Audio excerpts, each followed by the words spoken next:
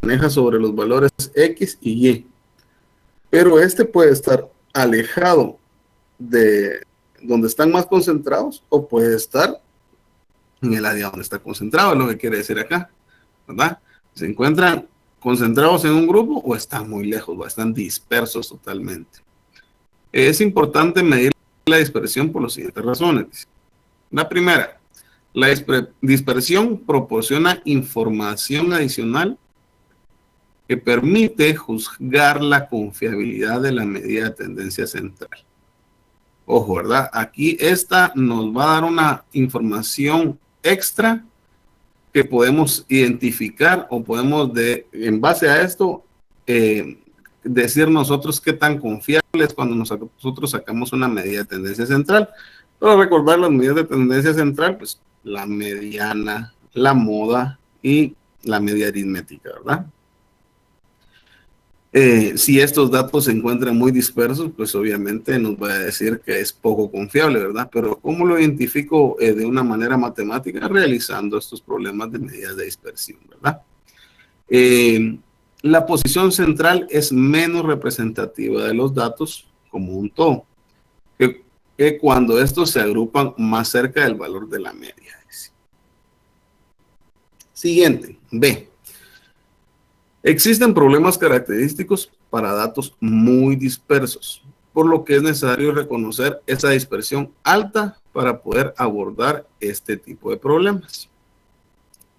Tercero, cuando se desea comparar diferentes muestras, ¿verdad? Aquí nosotros hicimos un muestreo en un punto, pero estamos escogiendo cierto valor, por ejemplo, un producto.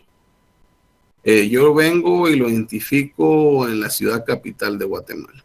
Y después el mismo producto yo lo voy a identificar en el área de oriente de Guatemala. Entonces, si se dan cuenta, es el mismo producto, pero son diferentes muestras, ¿verdad? Entonces puede ser que sea muy parecido o sea un dato muy disperso, ¿verdad? Entonces puede tener una alta dispersión de valores con respecto del centro de distribución.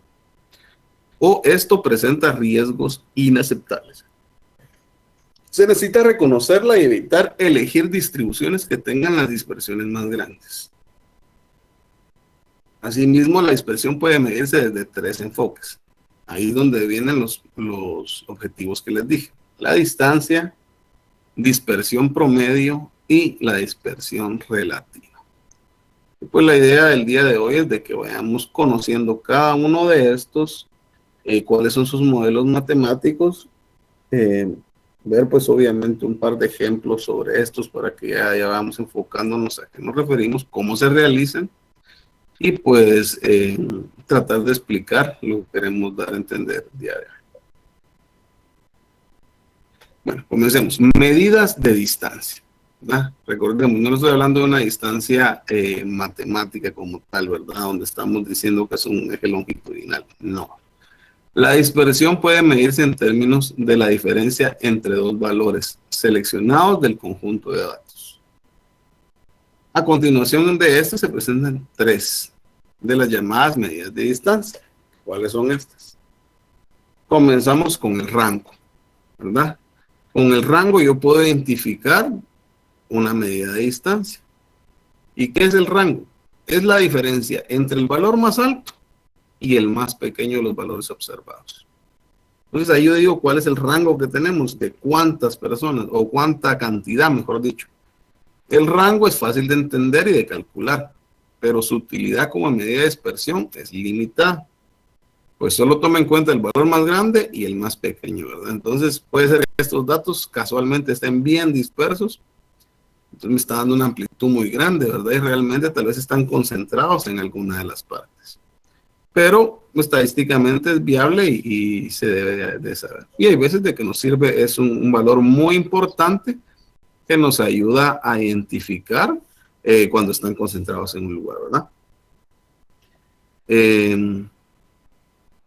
Y ninguna otra observación del conjunto de datos, restándole importancia a las variaciones entre todas las demás observaciones. ¿Qué fórmula tenemos como rango? Rango es el dato mayor menos el dato menor. Entonces vamos a ver aquí un ejemplo. Por ejemplo, dado el conjunto de datos Tenemos 1, 3, 5 y 7. Encontrar el rango. Si se dan cuenta, en este ejemplo ya están ordenados los valores. Si no estuvieran ordenados, ¿qué es lo que debemos de hacer? Ordenarlos primero, porque al ordenarlos yo directamente identifico cuál es el valor mínimo y cuál es el valor máximo. Entonces, ¿cuál es la solución? Dice, de los datos 1, 3, 5 y 7, el valor menor es el 1, ¿verdad? Si fuera un valor negativo, ese sería su valor menor, ¿verdad? Pero en este caso, todos son positivos, entonces mi valor menor es 1. Y su valor mayor es el 7. Por lo tanto, aplicamos la fórmula. Entonces, el rango es nuestro valor máximo. ¿Cuál es el valor máximo? 7. Menos el valor mínimo, que es 1. Entonces yo digo, rango es igual a 7 menos 1. Por ende, mi rango va a ser 6. En esta situación, pues es bastante sencillo, pero va a depender de la cantidad de datos que tengamos, puede ser cada vez más complejo, ¿verdad?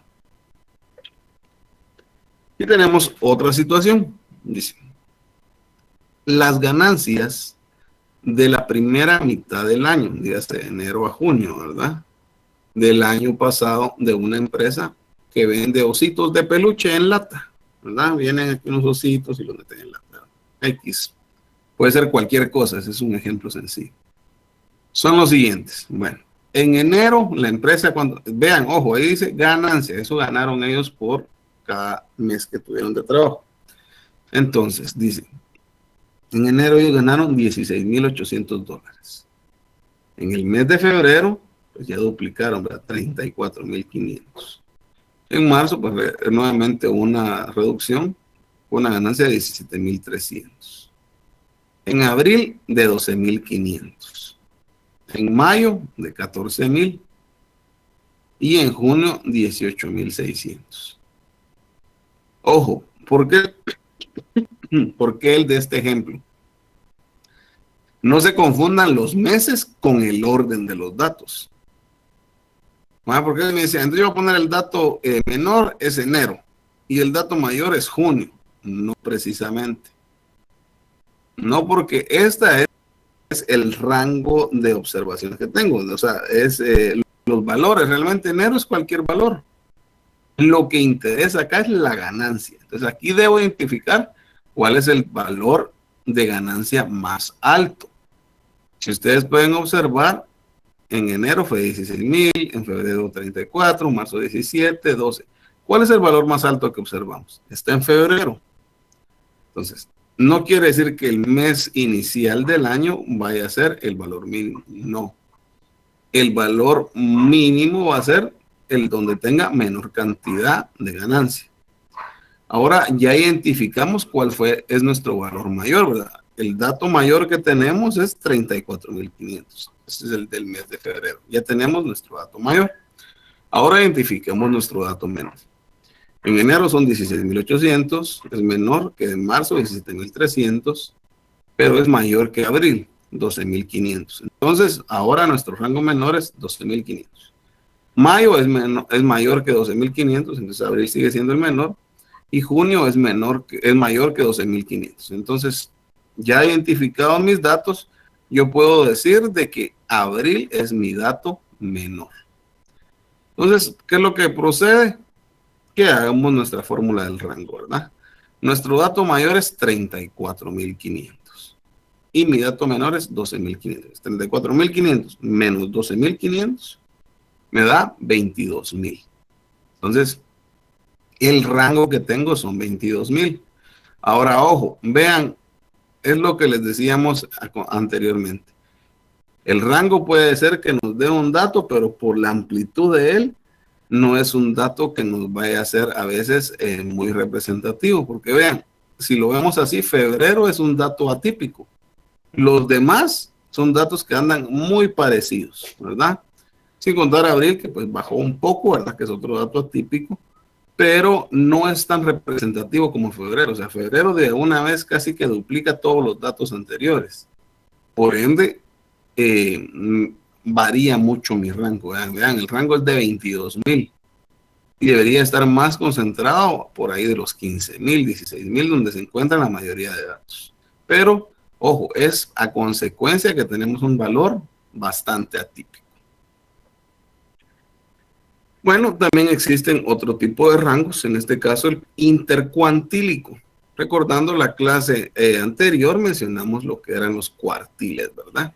Entonces, el rango intercuartílico mide aproximadamente qué tan lejos de la mediana se debe ir en cualquiera de las dos direcciones, antes de recorrer una mitad de los valores de conjunto de datos.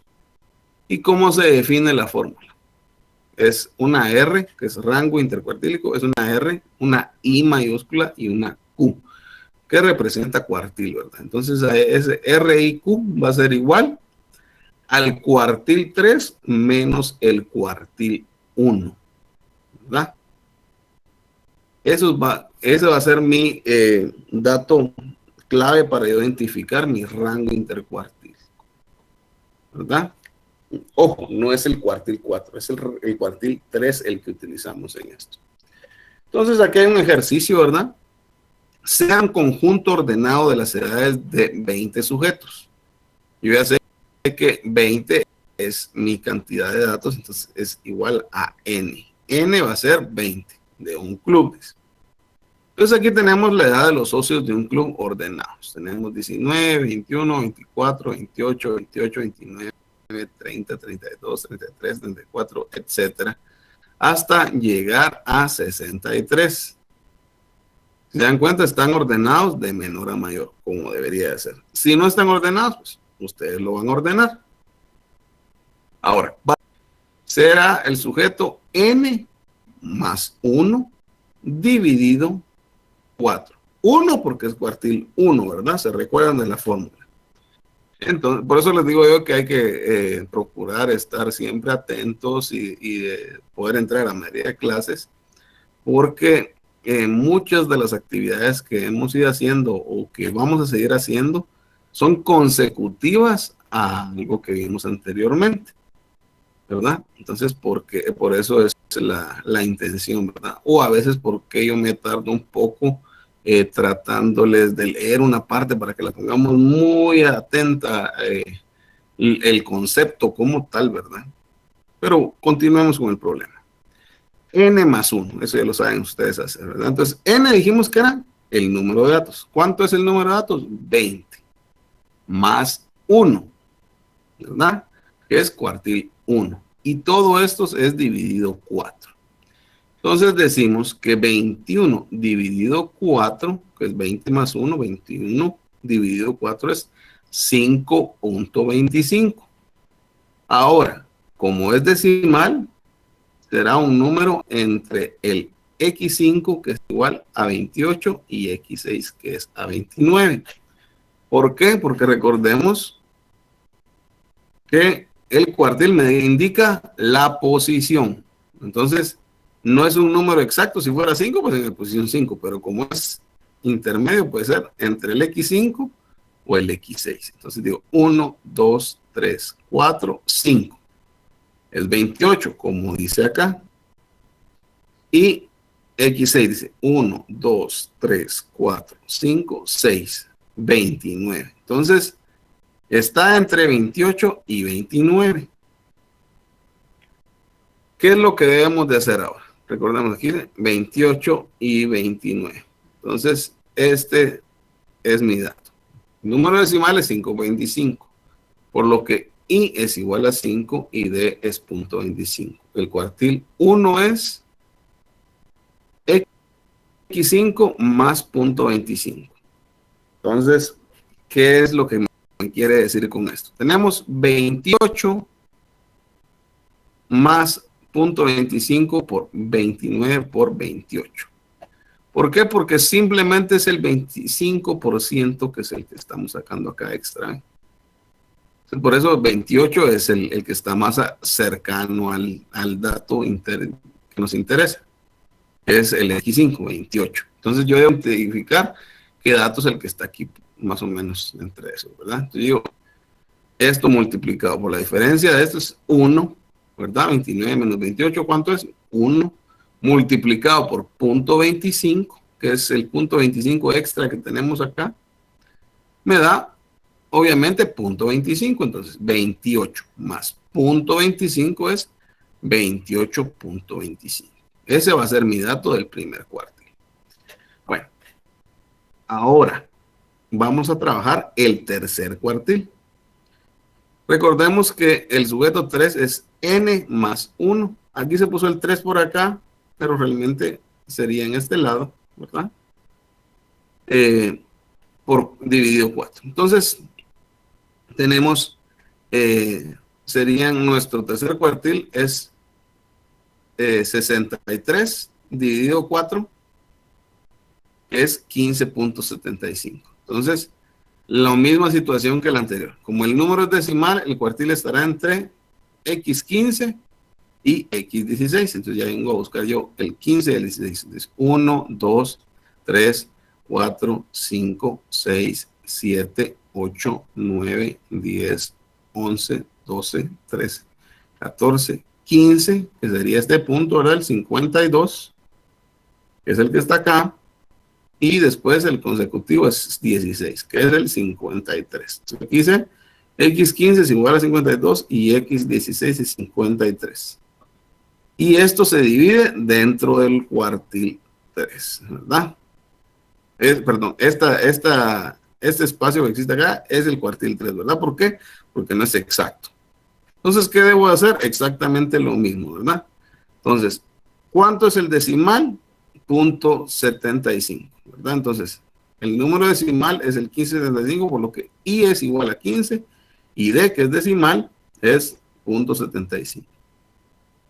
Entonces, ¿qué debo hacer? Exactamente lo mismo que trabajamos anteriormente. Seguimos.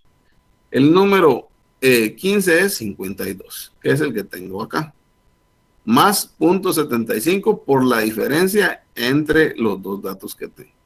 Entonces yo digo 53 menos 52 es 1 nuevamente y eso lo multiplico por 0.75. Entonces mi cuartil es 52.75.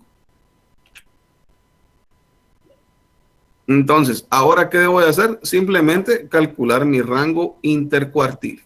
Una vez hemos calculado en primer y tercer cuartil, ya podemos calcular el rango intercuartílico. Entonces, ¿cómo se identifica? IQR. O R y Q, no importa. Entonces va a ser cuartil 3 menos cuartil 1. ¿Cuál es el cuartil 3? 52.75, que es el que vamos a identificar, menos 28.25 va a ser igual a 24.5. Entonces, en este caso, mi rango intercuartílico va a ser 24.5. ¿Qué otro tipo de rango? Está el rango interpercentílico. ¿Cómo se realiza?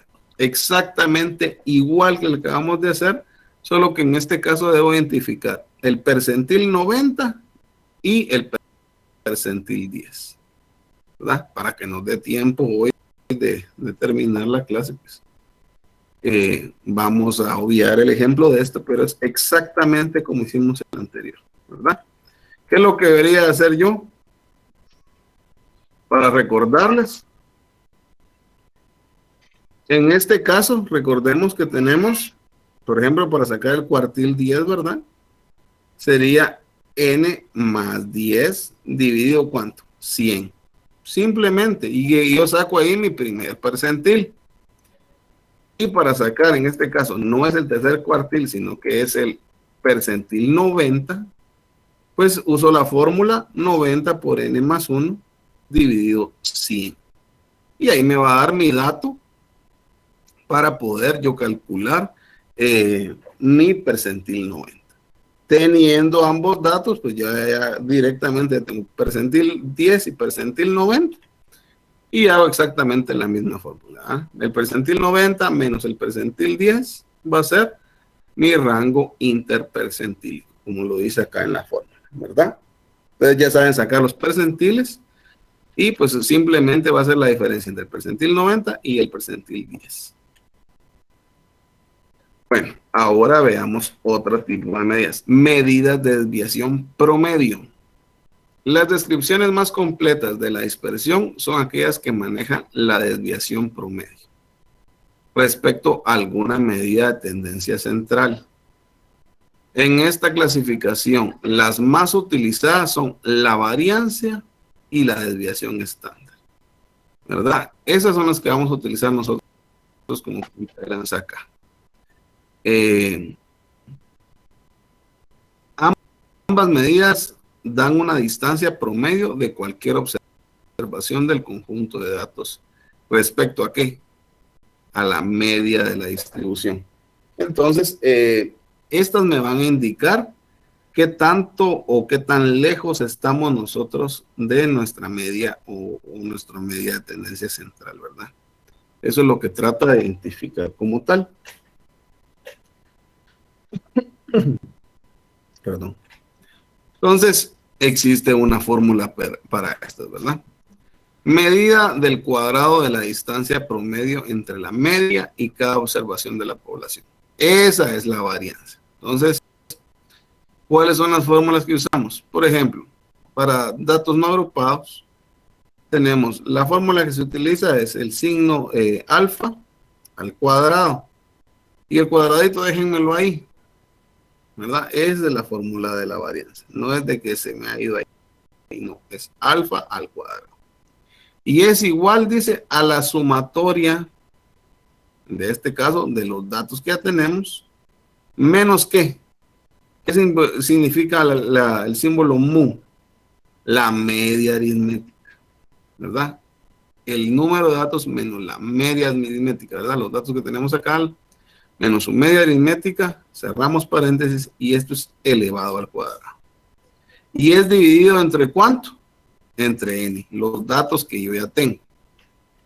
Ahora, si mis datos fueran agrupados de una población, utilizamos siempre la fórmula, ¿verdad?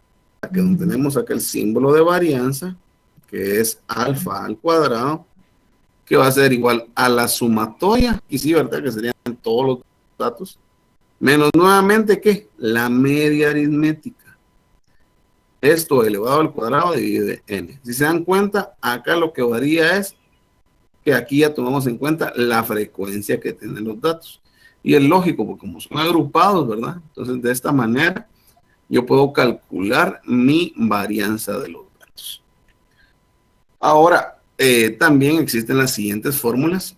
Si fuera una varianza de una muestra, ¿verdad? Si se dan cuenta, aquí es una población. Ahí es, digamos, los datos completos. Esa va a ser la fórmula para un dato completo.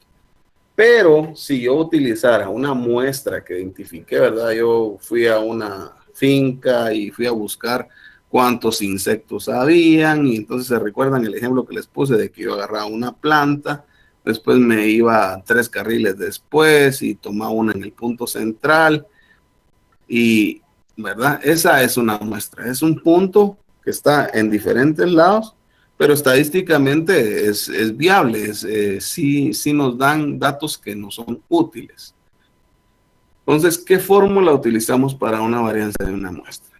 La varianza de la muestra ya no se utiliza la letra alfa, sino que se utiliza la letra S. Por eso en algunos libros ustedes van a encontrar la fórmula de varianza como una letra S. Ahora se van a recordar que esa letra S al cuadrado nos indica que es una varianza ¿qué? De muestra, ¿verdad? Varianza muestral, le podemos decir. Y es igual a la sumatoria, en este caso del dato que yo estoy observando, menos su media aritmética elevado al cuadrado. Pero ojo, la diferencia de la fórmula anterior es que aquí utilizamos n nuevamente menos 1. Entonces, si mi número de datos fuera 10, menos 1 sería 9. O cualquier X número, ¿verdad? Que fuera n. Ahora, cuando tenemos varianza de datos agrupados de una muestra, utilizamos exactamente la misma fórmula, ¿verdad? La S mayúscula al cuadrado. ¿Por qué? Porque es de una muestra. Y si se dan cuenta, es muy parecida a la fórmula que utilizamos de datos agrupados muestrales de una población, solo que aquí utilizamos la sumatoria de frecuencias, es lo mismo, multiplicado por XY, que va a ser la cantidad de datos que tenemos, menos su media aritmética nuevamente, al cuadrado, dividido, y aquí es el cambio, n menos 1, ¿verdad? Que sería, por ejemplo, 10 menos 1, 9. Este va a ser mi dato que va a ir cambiando. Y yo tengo esta diferencia acá. Bueno, veamos algunos ejemplos. ¿Por qué en el ejemplo les pido diferentes cosas? ¿Verdad? Dice, hallar la desviación media, la varianza y la desviación típica de los siguientes números. Y aquí vamos a darnos cuenta que vamos a ir utilizando ciertas fórmulas que se utilizaron con antelación, porque de una sale la otra, ¿verdad? Yo no podría hacer una desviación o una varianza, digamos, ¿verdad?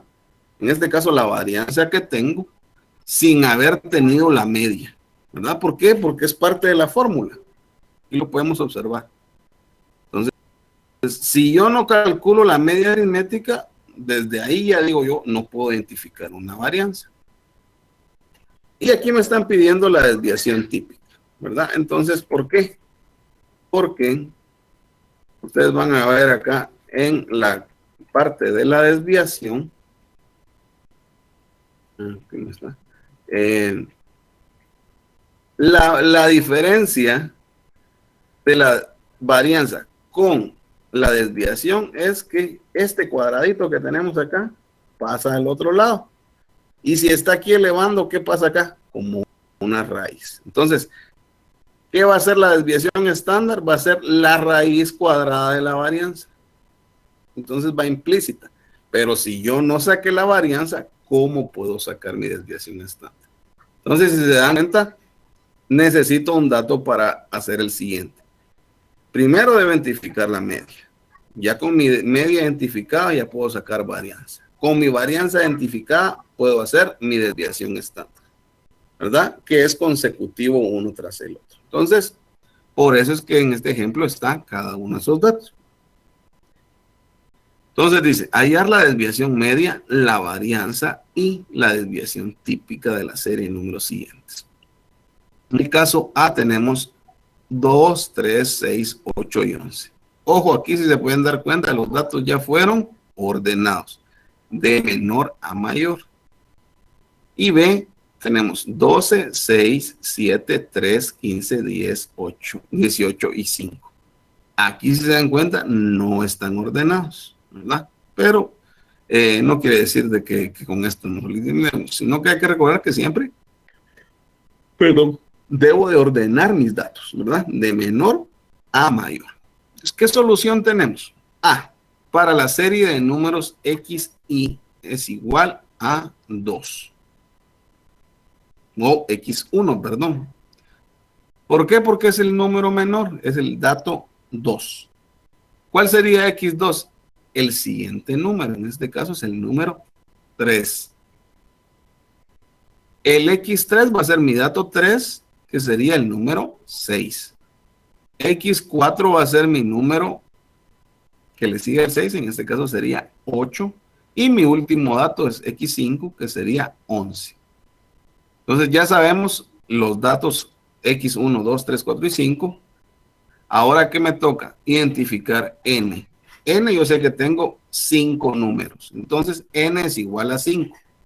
Entonces 5 es igual a N mayúscula y tenemos los siguientes cálculos. Dice, para la desviación media, ¿qué debemos de hacer primero? Necesitamos calcular el valor de la media. Si no tenemos la media, yo no puedo continuar a realizar qué varianza tengo, ni mucho menos mi desviación. Entonces, primero, lo primero, la media.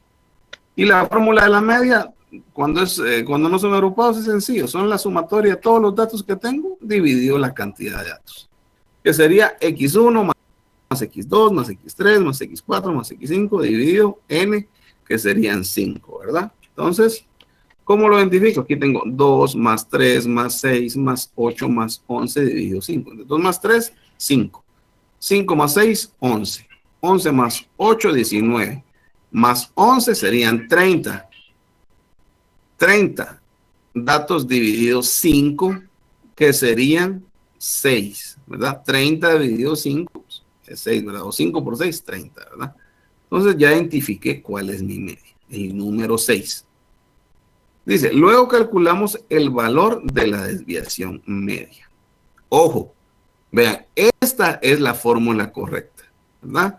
Porque decía aquí XI, entonces debo de calcular mi desviación para cada uno de los datos que tengo. Entonces, vean, acá dice X1 menos su media, más X2 menos su media, y así sucesivamente hasta llegar, en este caso, a X6, ¿verdad?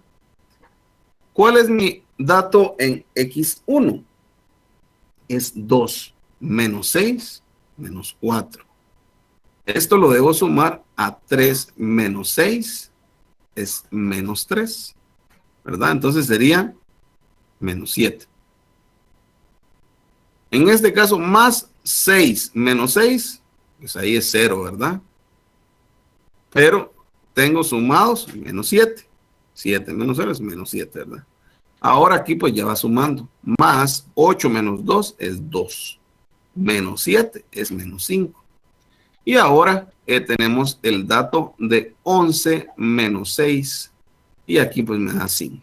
Entonces, al tener cada uno de estos datos, pues yo voy identificando, los voy sumando, ¿verdad? Según mi sucesión, y me va a dar un dato. Entonces tengo, por ejemplo, aquí es 14 dividido 5, que es n, y ya puedo identificar cuál sería la desviación media que tengo, ¿verdad? En base a la media. Entonces podemos decir que aquí sería 2.8, ¿verdad? ¿Qué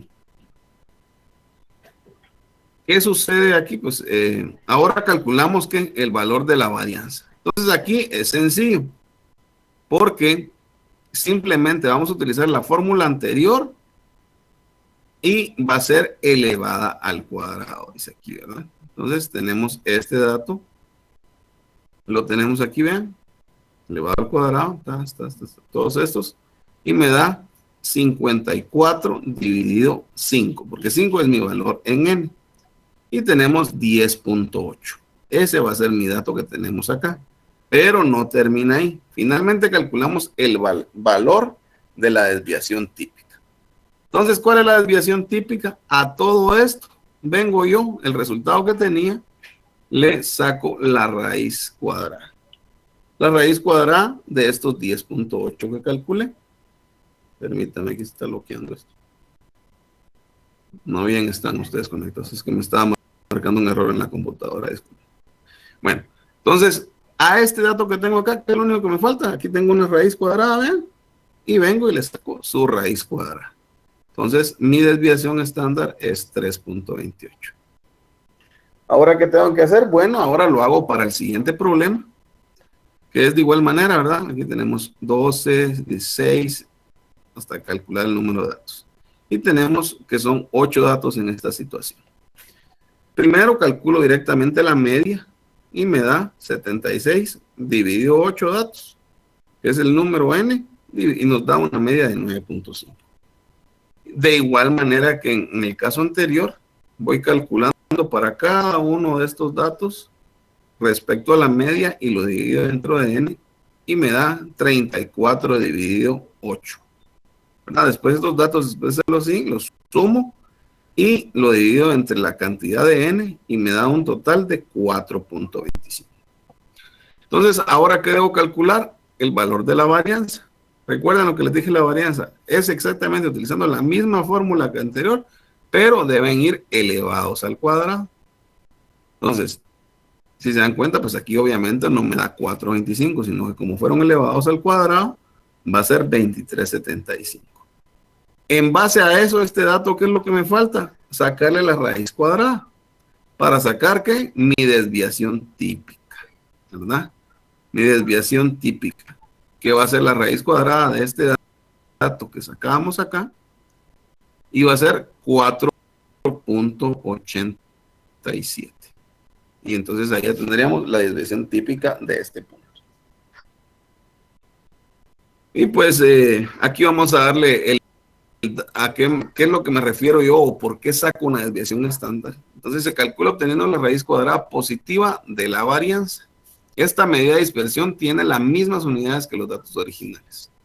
Pero la diferencia de la varianza es que las unidades están expresadas por los cuadrados de las unidades, como hicimos en el ejemplo anterior, ¿verdad? Entonces, no se los puse aparte porque si no, pues yo consideré que haciéndolo de una vez íbamos a entender de mejor manera cómo se hacía. Bueno, ahora tenemos lo que se refiere a la dispersión relativa. La desviación estándar es una medida absoluta de la dispersión que expresa la variación en las mismas unidades que los datos originales. El coeficiente de variación es lo que queremos sacar ahora. Es una medida relativa de dispersión que relaciona la desviación estándar y la media, ¿verdad? Expresando la desviación estándar como porcentaje de la media. La unidad de media es entonces porcentaje en lugar de unidades de datos originales. Entonces, perdón, este dato percentil no va acá. Entonces, el interés del coeficiente de variación es que al ser un porcentaje, permite comparar el nivel de dispersión. O sea, con nosotros sacando nuestro coeficiente de variación, vamos a calcular el nivel de dispersión de dos muestras. Esto no ocurre con la desviación típica, ya que viene expresada en las mismas unidades que los datos de la serie. Multiplicar por 100.